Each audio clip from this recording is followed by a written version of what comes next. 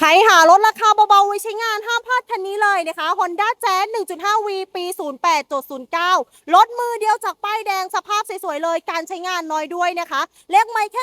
137,000 โลบอดี้เดิมๆทั้งคันบอกเลยว่าได้ไปโคตรคุ้มสภาพสวยมากนะคะแนะนำไปหนึ่งทางเลือกเลยนะคะราคาค่าตัวถูกด้วยไฟหน้ามันติรีเฟกเตอร์นะคะโคมไฟเดิมไม่มีแตกไม่มีร้าวสันเหลี่ยมคมของตัวรถมีเห็นชัดเจนไม่มีรอยยิ้มนะคะคันนี้กระจกเดิมทุกบานกุญแจสำรองครบนะคะรถมือเดียวสภาพสวยๆภายในก็สวยนะคะคุมโทนสีดำติดตั้งจอ Android มาให้เรียบร้อยแล้วด้วยนะคะกล้องบันทึกหน้าก็มีมาให้พร้อมเลยไม่น้อยมาก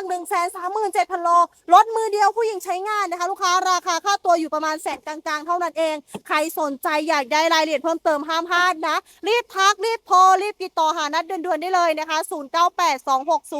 0982609587นัดเพชรยนต์โทรมาแอดไลน์มาได้เลยนะคะลูกค้าบอกเลยว่าสเปคแบบนี้มาไวไปไวแน่นอนใครสนใจห้ามพลาดนะคะได้ไปคุ้มค่าคุ้มราคาไม่ผิดหวังแน่นอนค่ะ